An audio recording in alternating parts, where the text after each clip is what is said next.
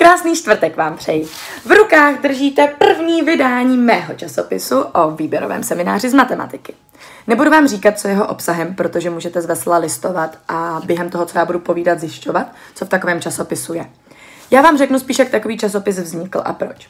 Proč? No, hlavně proto, že jsem nechtěla dělat už žádné portfolio. Nebo děláme portfolio skoro na každý předmět a mně přišlo, že tady ten seminář mi dal určitou volnost a ukázal mi, že Karlovka má i předměty, které pro mě dávají smysl, které nejsou zastaralé, ale že jsou něčím nové, že mě nabízejí určitou svobodu a že si můžu opravdu volit, co chci studovat, i přesto, že mi to dalo nějaký rámec. Ten rámec byla matematika, nějaké nové poznání o matematice a myslím si, že jsem opravdu na jak seminářích, tak různých náhradách, které jsem absolvovala, tento rámec splnila a získala spíš možná inspiraci do matematiky nebo nějaké nové poznatky ohledně matematiky a jsem za to opravdu moc vděčná, protože byl to asi první seminář nebo první předmět, kde něco takového bylo možné. Proto celý můj časopis je pojat trošku s humorem a s trochu vtipem. Rozhodně nechci tam nic jako schazovat nebo snad urážet, to vůbec ne.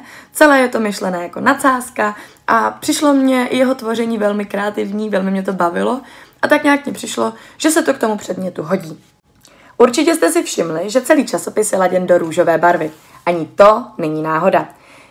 Krom toho, že růžová je moje nejoblíbenější barva, přišlo mi, že tenhle seminář mi dával takovou možnost nasadit si růžové brýle a koukat se na chvíli na matematiku skrze růžové brýle. Všechno bylo takové zamilované a sluníčkové. Možná to teď zní jako, že přeháním, ale opravdu. Když jsme byli na seminářích, tak jsme měli příjemnou atmosféru, mohli jsme se opravdu bavit, o čem jsme chtěli, vybírali jsme si témata, které nás zajímala a když jsme si v tom nebyli jisti, tak to vůbec ničemu nevadilo, protože jsme tady měli opravdu bezpečné prostředí a nebála jsem se říct i názor, který jsem si třeba nebyla jistá, že je správně.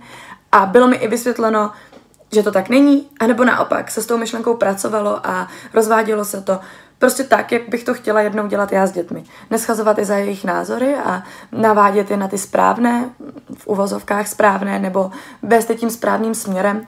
Přišlo mi, že přesně tohle ten předmět pro mě dělal. Proto už jenom dolistujte zbytkem časopisu a můžete se třeba v budoucnu možná těšit na nějaké další vydání. Děkuji za tu možnost, že jsem tenhle seminář absolvovala. Myslím, že je to poprvé za celé moje studium, kdy někomu děkuji za to, že jsem mohla chodit na předmět.